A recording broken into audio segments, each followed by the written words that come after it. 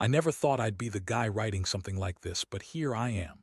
My name's Mark, and I've been with my wife, Lisa, for about 8 years now. Things seemed solid at first, typical ups and downs, but nothing that made me doubt her loyalty. We got married young, built a life together, and I genuinely believe she was the one.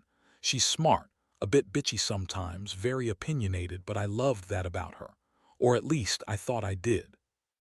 We live in a pretty quiet suburb, nothing fancy but comfortable enough. I work as a software engineer. She's a conservator specializing in restoring rare manuscripts and historical books.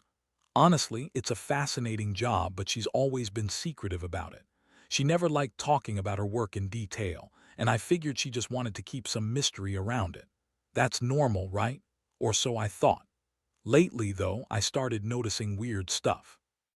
At first, it was small things: her phone ringing at odd hours, her getting defensive when I asked about her day.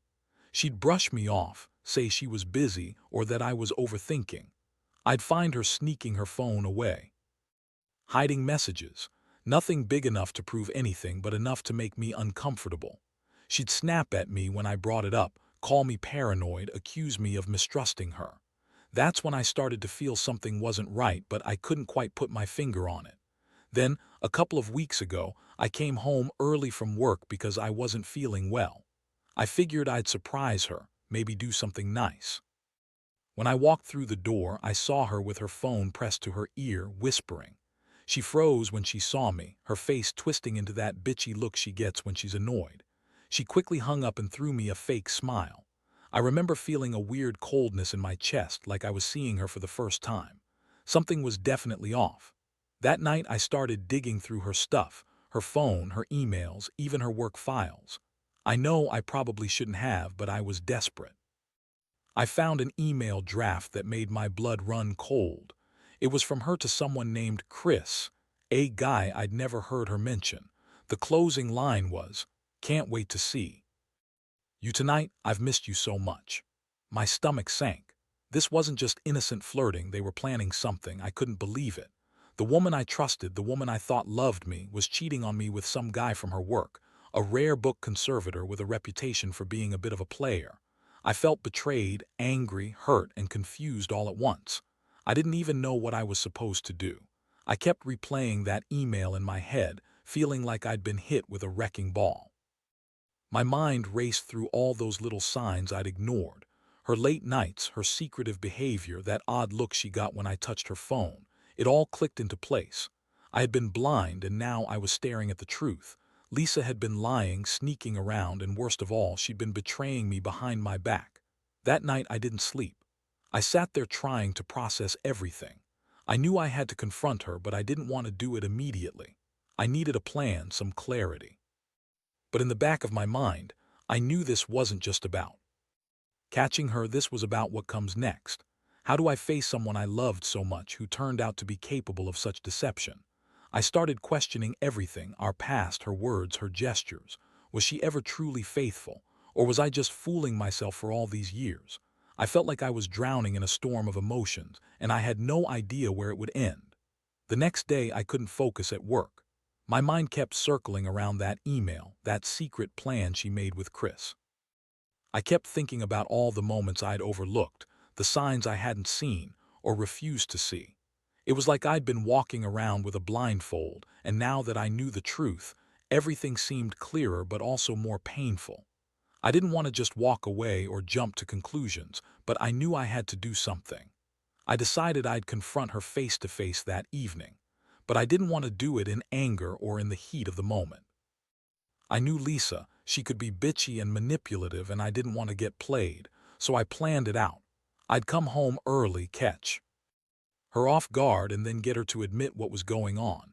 I wanted her to see I'd uncovered her lies, and I was not going to be some naive fool anymore. When I got home that evening, the house was quiet, too quiet. I could tell she was home. I could smell her perfume lingering in the air, but she was nowhere to be seen. I checked the living room, then the kitchen. Nothing. I called her phone once, twice. It rang, but she didn't pick up. My stomach clenched tight. I knew she was avoiding me, probably hiding or trying to come up with some bullshit excuse. Then I saw her sitting in the master bedroom, staring out the window. She had that typical bitchy look, the one where she's trying to look innocent but you know she's guilty. I took a deep breath and walked in slowly. She looked up, her eyes narrowing. "So," I started, trying to keep my voice steady, "I found your email, the one to Chris. Care to explain what that's about?" Her face went blank for a second, then she straightened up and scoffed. "Oh, that.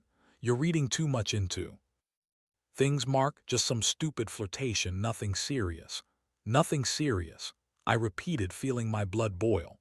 "You're planning to meet him tonight, Lisa. That's pretty serious. How long has this been going on? Weeks? Months?"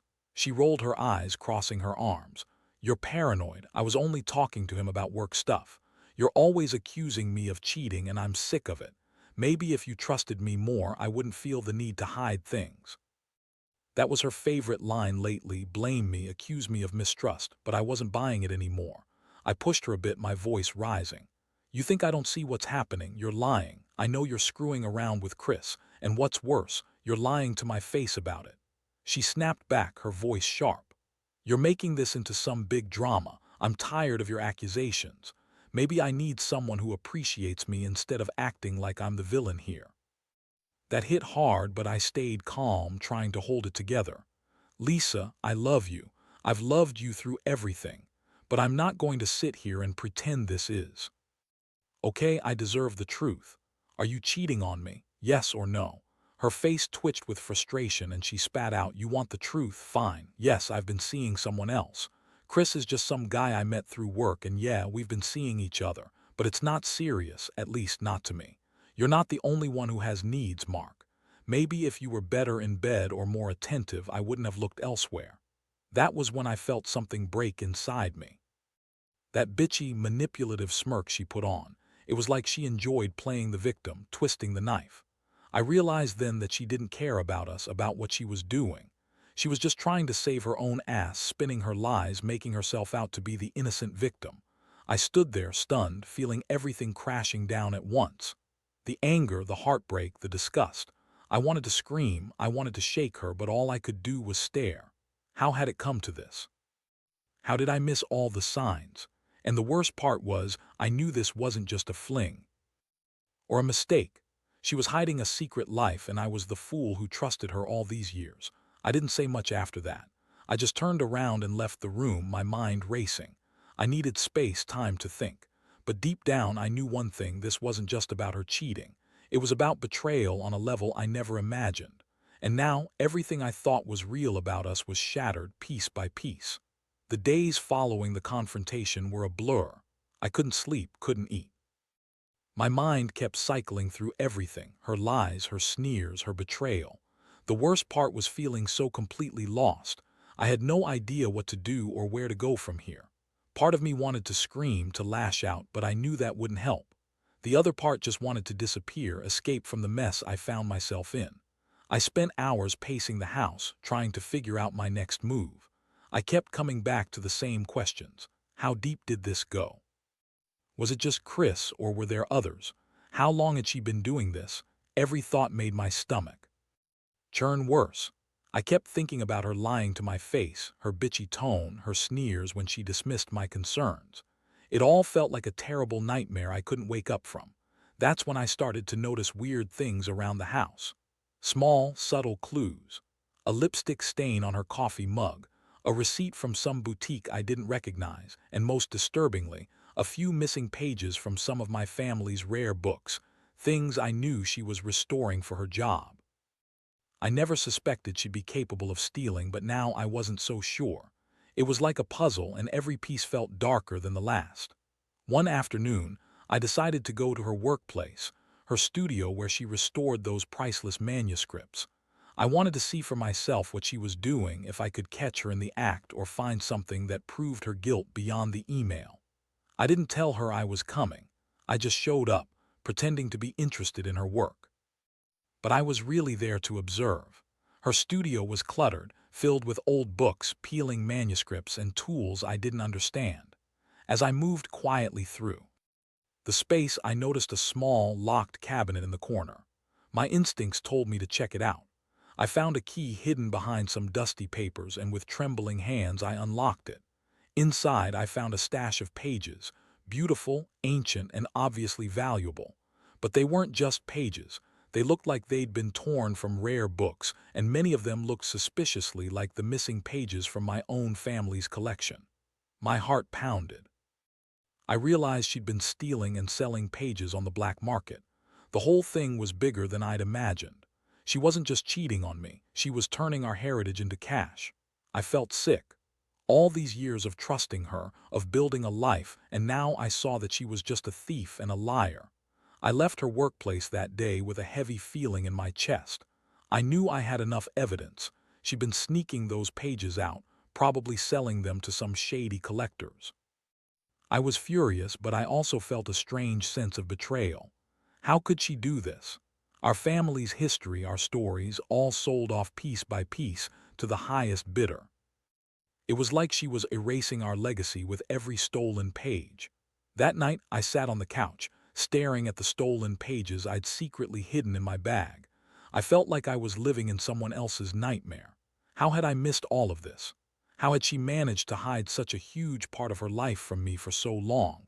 The pain was unbearable. I kept thinking about her bitchy smirk, her lies, her constant dismissals. It hit me hard. I had been blind, and now I was left with nothing but shattered trust and a rising fury I didn't know how to control. I kept telling myself I needed to confront her again, but this time with everything I'd found. I wanted her to see that I wasn't just some naive husband anymore. I was angry, betrayed, and determined to get to the bottom of this mess. But as much as I wanted justice, I also knew that the woman I once loved was now nothing more than a stranger. And I had no idea how to fix what was broken, or if it could even be fixed at all. The next morning I woke up with that heavy, sick feeling in my stomach again. The kind that sticks with you, makes your head ache, and your mind race 100 miles an hour. I knew I couldn't keep going on like this, living in this limbo of betrayal and suspicion.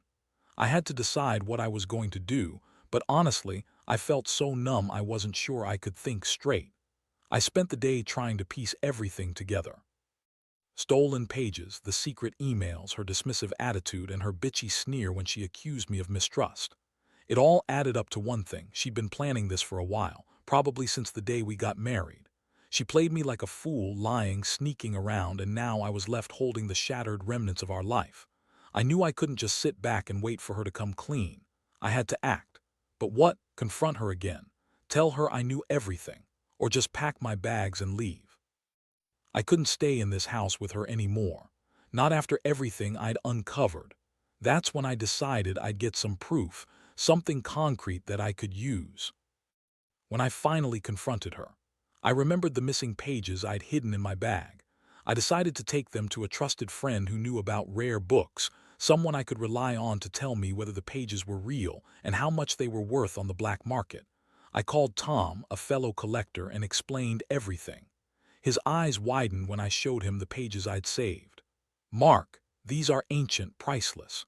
Someone been stealing from your family legacy and selling it. That makes her a thief, a con artist, and probably many other things." His words hit me hard. It was worse than I thought.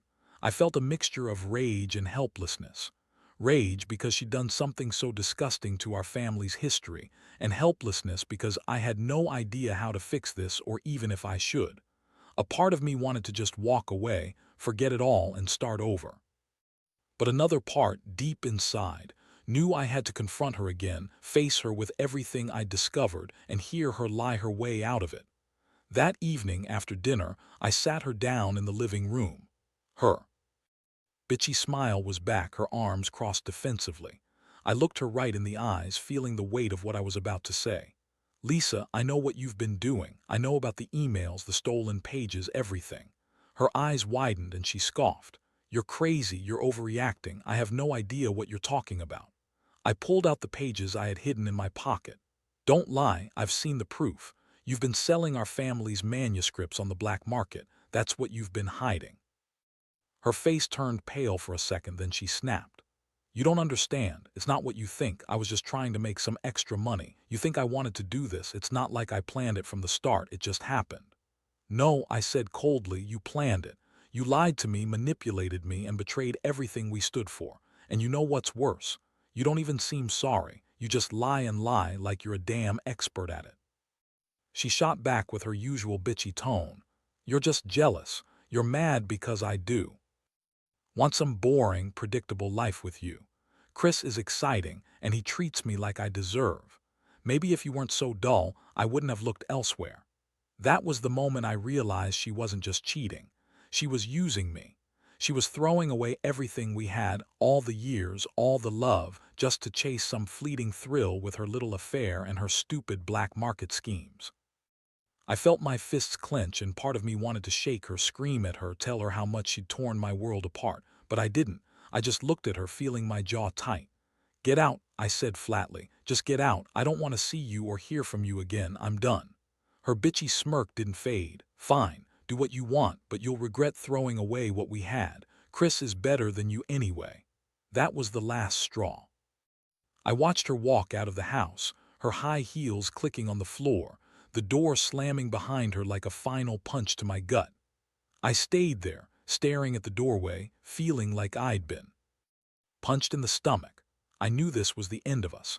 I didn't know if I'd ever be able to trust again or if I even wanted to. All I knew was that I had to start rebuilding my life piece by painful piece. The betrayal was deep, the lies were many, and the emotional fallout was worse than I'd ever imagined. But I also knew one thing for sure: she had taken everything from me, and I wasn't going to let her do it again. The days after she left felt like living in a nightmare I couldn't wake up from. The house was eerily quiet, the silence almost deafening. I kept walking around, seeing reminders of her everywhere: her perfume on the pillow, her clothes still hanging in the closet, the half-empty glass of wine she left on the counter. Each thing felt like a punch to the gut, a reminder of how much she'd lied, cheated, and betrayed everything we built. I threw myself into cleaning out the house, trying to erase her presence. It was a small act of defiance, a way to reclaim some control. As I packed up her belongings, I kept thinking about how she had manipulated me, how she'd convinced herself she was justified in her actions. I wondered if she even cared about what she did to me, or if she saw me as just some obstacle in her little game.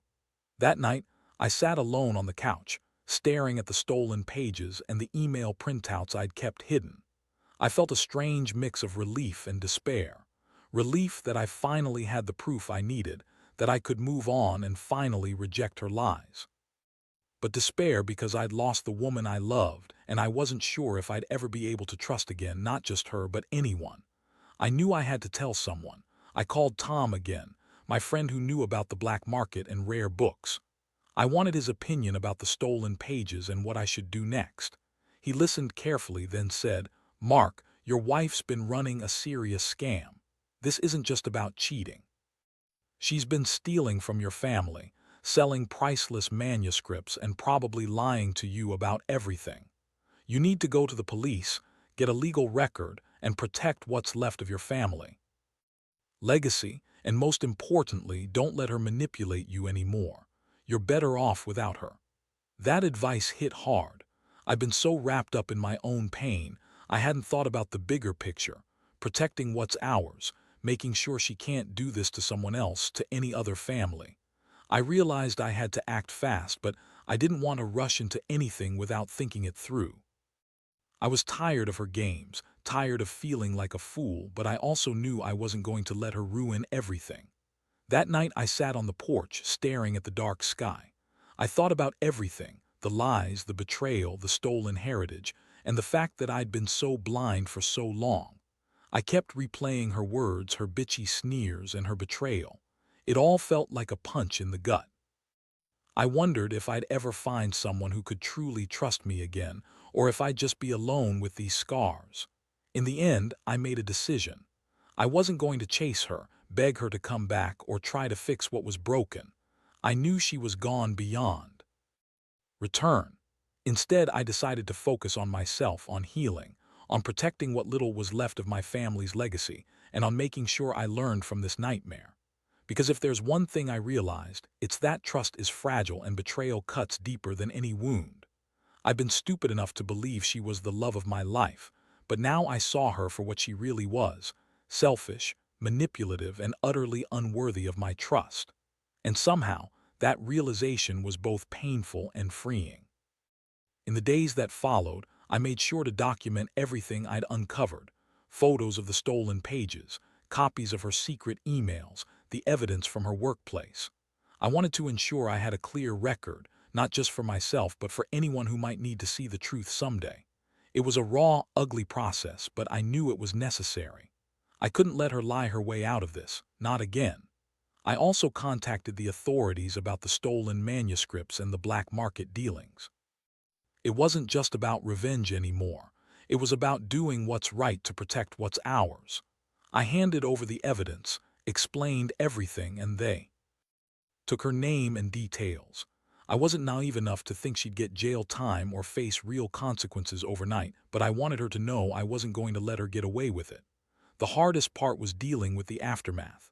The betrayal cut so deep that I questioned everything: myself, my judgment, my entire life with her. I kept asking, how could she do this? How could I miss all the signs? But I also realized I had to stop blaming myself. She was the one who lied, manipulated, and stole. I was just the victim of her bullshit. Over time, I started rebuilding. I sought therapy, talked to friends, and slowly learned to trust myself again. I knew I'd never forget what happened, but I also knew I couldn't let it destroy me. I refused to be that broken man forever. Instead, I focused on healing and moving forward, one step at a time. Looking back, I learned a lot from this nightmare. Trust is fragile, and betrayal can come from the most unexpected places, even those you love the most. But I also learned that you have to protect yourself, stand your ground, and never let someone else's lies define you. Sometimes the only way to find peace is to face the truth head-on and accept that some people are just not worth your trust or your love. So here's my advice to anyone who's going through something similar. Don't ignore the signs, even if they seem small. Trust your instincts. When someone shows you who they really are, believe them. And when the betrayal comes, don't be afraid to walk away, even if it hurts. Because in the end, you're better off alone than with someone who's only pretending to be your partner. I've lost a lot, but I found a new sense of clarity about myself, about what I deserve, and about what real loyalty looks like. I may have been blindsided, but I refuse to be broken. And now, I'm finally starting to rebuild my life, one honest step at a time.